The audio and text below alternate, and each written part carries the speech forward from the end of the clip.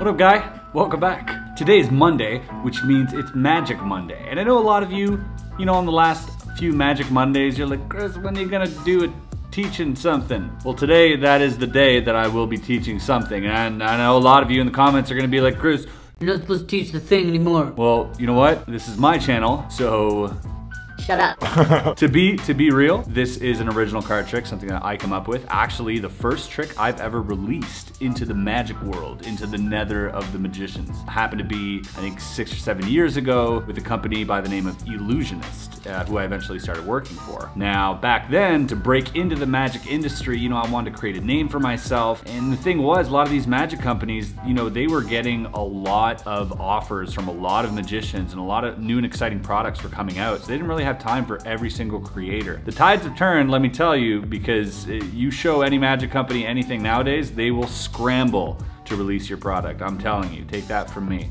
But back then was a different era. So I decided, with the help of my friend Lee, who's behind the camera, me and Lee decided, you know what, let's film this, let's make the trailer, let's make the tutorial, package it all nicely, and give it to them. That way they can't say no. They have zero money to invest. Everything's just done for them. So I eventually linked up with Peter McKinnon, and that was the first time we met in Toronto, showed him the trick, he loved it, pitched it to Illusionist, and they released it. Now, since then, it's been 5 years. My contract was up. For that trick, they took it off the site. It wasn't being taught anymore. So I thought I'd bring it back, and instead of selling it and releasing it and whatever, I'm just gonna teach it here. So that is the history behind Praxis, the first move I've ever taught. And you guys are going to be able to learn a few of the variations that I've come up with during the time that I released it, and now it's much better. So this is what the move looks like. By the way, you saw that in the B-roll at the beginning. There's the card. The card is protruding out of the deck, and I can push it in, and all of a sudden it's on top of the deck.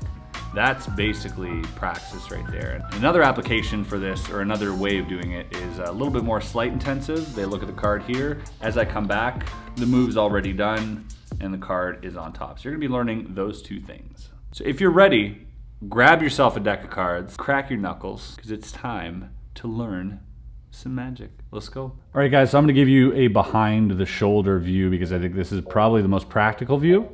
And we're gonna run through two different ways that you can do this. The first one is a lot easier. By all means, not easy, but a lot easier. And the second one is more difficult, but in my opinion, way more satisfying. And we'll talk about angles and all that after. Right now, we're just gonna get into the mechanics. So what you're gonna wanna first do is spread the cards and have them touch the back of one card. So let's say they touch this one here.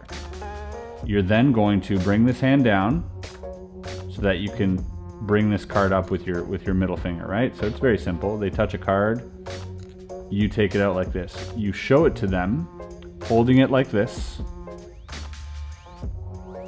and this hand is down. Now this hand is gonna get ready to kick this card out, just with your thumb, that's it. That's it. And what you're gonna do here is you're gonna slowly let go of the pressure as you come back down. As you let go of the pressure, what's gonna happen is that card's gonna wanna rotate, and you're gonna kick this card out as you close everything here. Look where my thumb is, ready for a tenkai, okay? So we're gonna go over that again. Spread the cards, out jog their selection, show that to them. As I come back, I kick that out, close up, And instead of grabbing it from here, you can bring your hand a little bit over to make that tenkai a little bit cleaner for the angles. So you're gonna spread, you're gonna up jog one, show it. That rotation as that one kicks out. And then everything closes. Your hand comes, instead of here, your hand is gonna come over top, contact the side of that card. And what I like to do here is I like to switch my thumb to my middle finger. So I'm kind of like left a little bit open. And that also allows me to come over here and close it up, okay?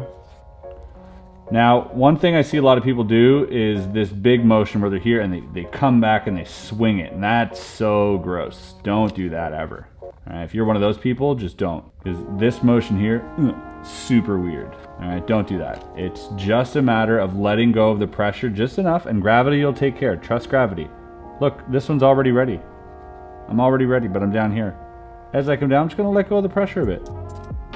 It's gonna go right there. Look, it's still holding on to my middle finger.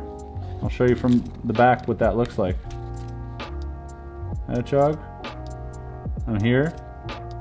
And it just goes down. No swinging necessary, okay? Up jog, show. As I come back, that one gets pushed out. And you wanna close this up. Bring your hand over. Change grips. Close everything up, and the card is now on top. So let's talk about angles for this, okay? The best angle is going to be, so this is your, let's say this is your middle, you want the spectator to be right about here. Eye level is okay, because you're doing a tenkai, all you need to remember is that the card has lasers on it, and it's shooting towards their eyeballs, and they won't see it. If you keep a card here, you know, they'll see this, but they won't see that. That's to their eye level, okay? So you want to keep them just a little bit over to the side. If you perform this from the front, obviously they're gonna get all of this section here, right? So the more you turn here, the more they're not gonna see anything. So again, the spectator's over here. You say, look at that card. As you come back here, your hand's gonna come over, switch grips, and you're gonna close everything off. And the card is controlled. And that, my friends, is the first variation of the PRAXIS control. Variation numero 2. This one here, a little bit hard, okay? This is basically the opposite of the Carpenter's Ghost production by Jack Carpenter, released by Chris Orbit Brown. The Carpenter's Ghost production looks like this. That's where you produce a card, kind of like that. Looks like a ghost kind of produces it. Well, the same thing, except once they see the card, it's going to go backwards. And here's the difference between this one, is that I'm not touching this, I'm not touching their selection. They're looking at it, I'm touching it for a brief instance while I just split.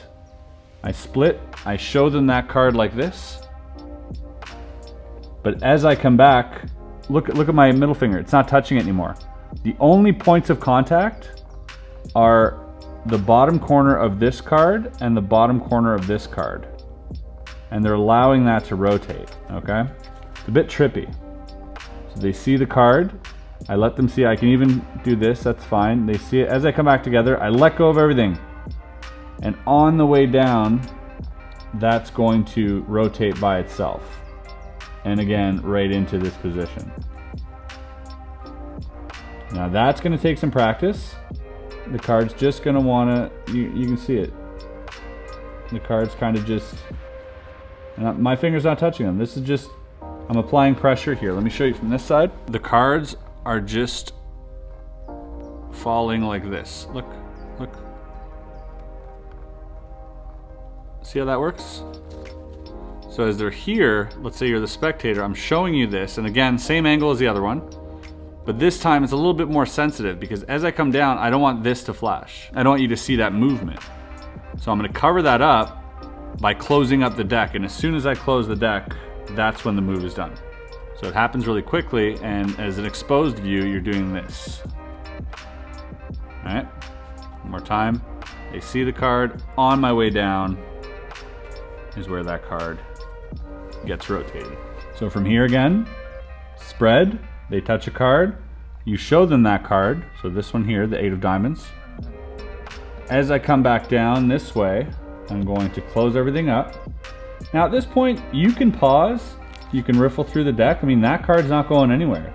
So I can stay right here as long as I want until I feel the need to pull that card out and then come over top and replace it. But you don't have to do it right away. So if you show them the card and you're here, you don't have to go like this right away.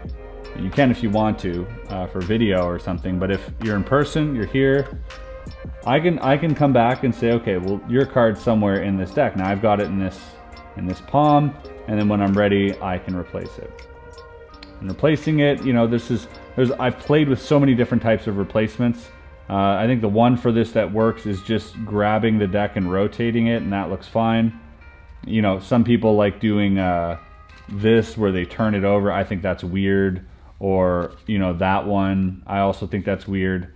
I even played around with this one where I'd show this card, put that back, and then turn it into that one, which is also weird. It's just a fun thing to play with, but I'm kind of just kicking it out, you know.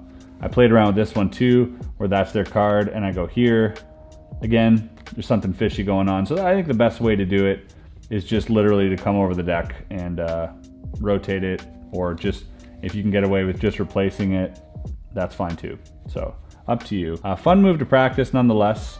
I even came up with like a bit of a call system where they would like touch a card. I would come here. They would look at another card. I would come here. Another card. You know what I mean? But never really went anywhere. It was just fun to play with. But the mechanics are so much fun. You're gonna have a lot of fun just doing that by yourself, honestly. As with this one, I think they're both equally as fun to do. One of them more challenging than the other. Anyways, that is the Praxis control.